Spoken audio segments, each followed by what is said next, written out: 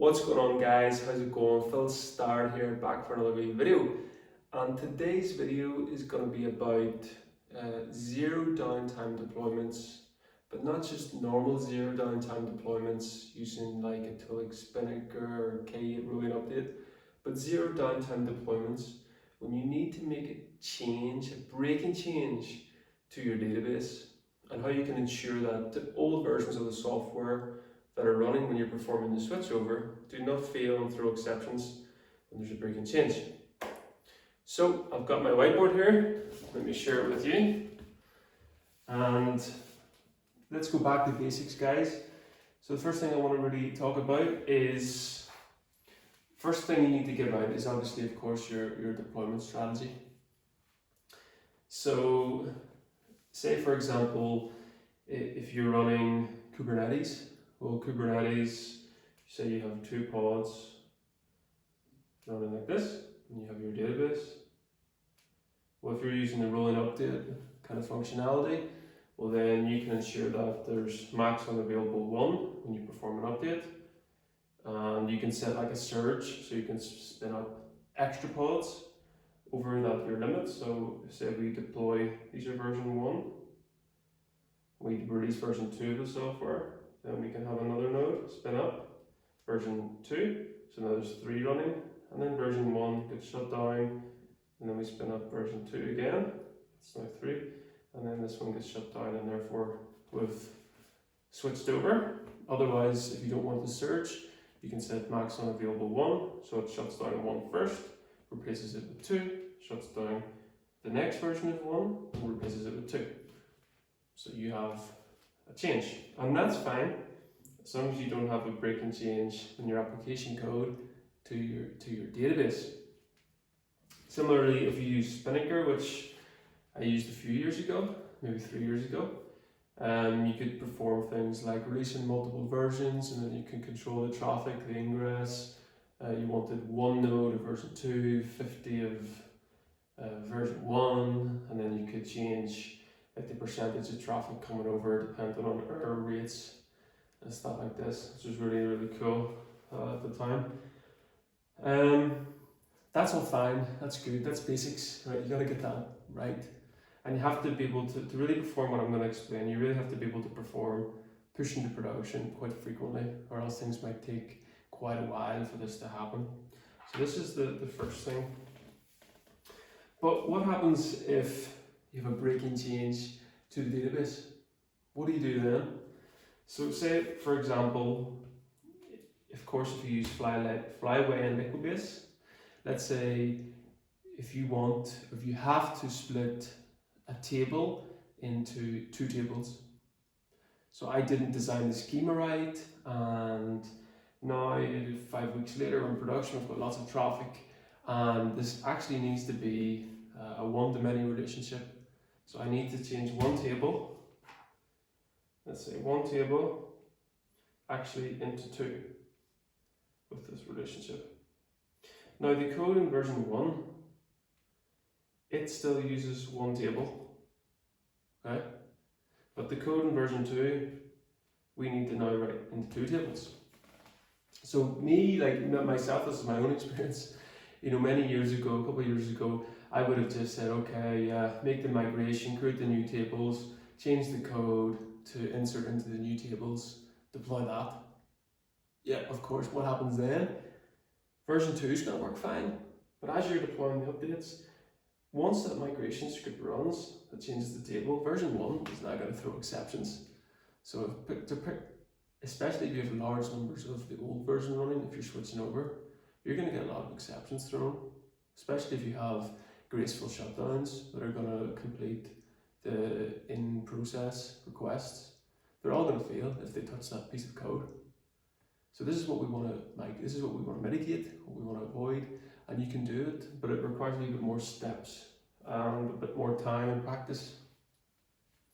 So instead of putting everything in one PR and pushing that and shoving it through, you really need to move it into baby steps, and you need to combine many migrations with many code changes deployed on K8s and Spinnaker, or with a deployment strategy, I should say. So let me break this down how I would do this. And I'm lucky enough to work with a guy who's really good at this, with deploying small changes frequently, and I really learned a lot of him in the last year or so. So it's really cool.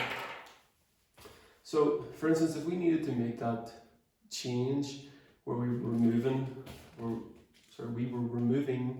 one, or introducing an extra table and splitting a table, well, the first thing we would do is actually create a migration script to create the new tables. So you want to create the new tables.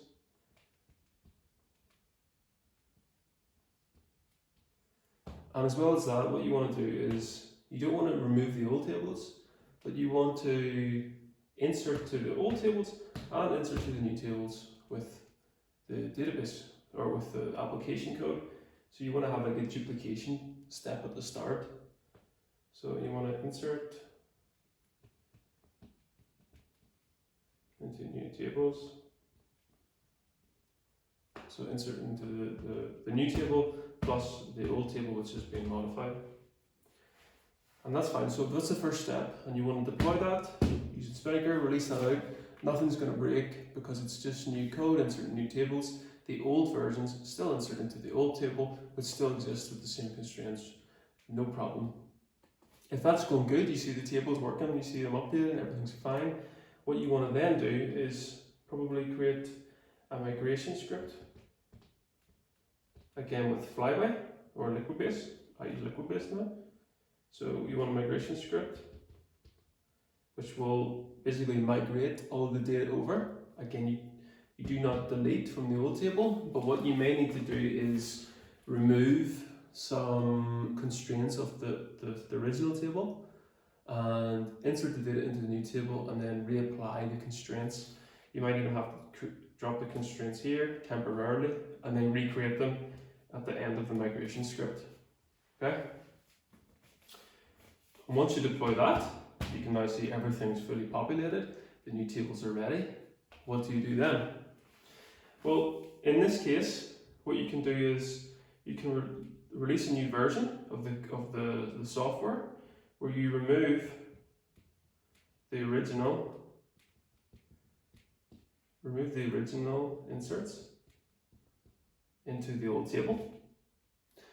And now what happens is you have a version live that's just using the new tables, both of them, and the old one is now fine, it's gone.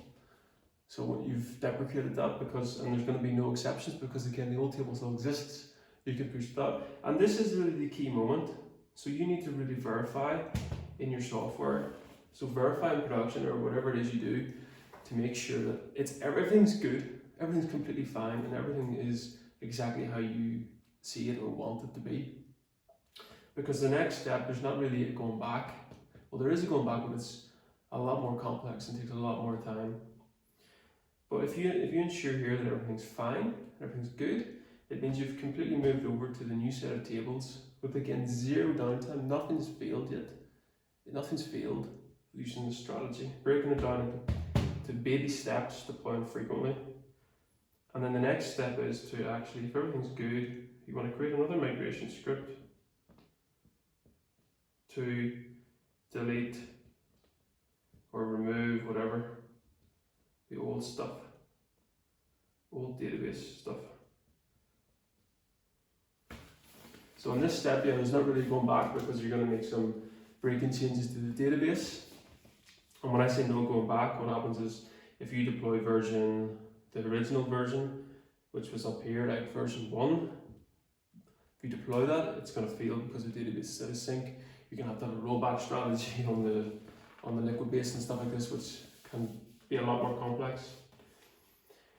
So at this point, you can go from version 2 and then you can roll back to version 1 and roll back to version 2. It's fine. But once you perform this, there's no going back easily. So this is the nice step. So then once you perform this on the site, then you've completely migrated from a single table to 2 tables, break and change, using baby steps, broken down, 4 deployables frequently. You could probably do this quite quickly. It's safer, it mitigates the risks. You have zero downtime deployments. And why zero downtime deployments are really important is when your service is unavailable, A, it's unavailable for business, therefore you can lose revenue, especially if a big deal's going through. B, if you're say somebody who sells APIs, or if you produce an API somebody consumes, and it's always down, it's never active, it's never giving them responses, well then they're not going to like your bloody APIs, and they might start looking for or looking at your competitors and actually going to move to another API that actually is reliable and works. So you're going to make sure your APIs have as much uptime as possible. It's crucial, and especially if you're working in some industries, you might have no choice but to make zero downtime deployments. You cannot have any downtime. I'm thinking if you're working in like payments and finance, I mean, you can't have downtime. I mean, you can think if your customers are wanting to buy stuff and you're offering a payment service and it's unavailable, I mean, they're going to bloody switch. So it's really crucial that you have zero downtime in 2020 today. So guys, I hope you enjoyed that wee video. Baby steps is key, frequent changes. I've made mistakes in the past. I wasn't aware of it, but yeah, as you learn, you grow. Over time, you learn, and that's cool. That's what the best thing is about software engineering. So guys, take it easy. Today I'm going to go for a little walk here. It's so warm. Try and get outside, get some fresh air, and then go back, do some more code, maybe read some research paper or stuff. So take it easy guys, have a nice day, and see you in the next video.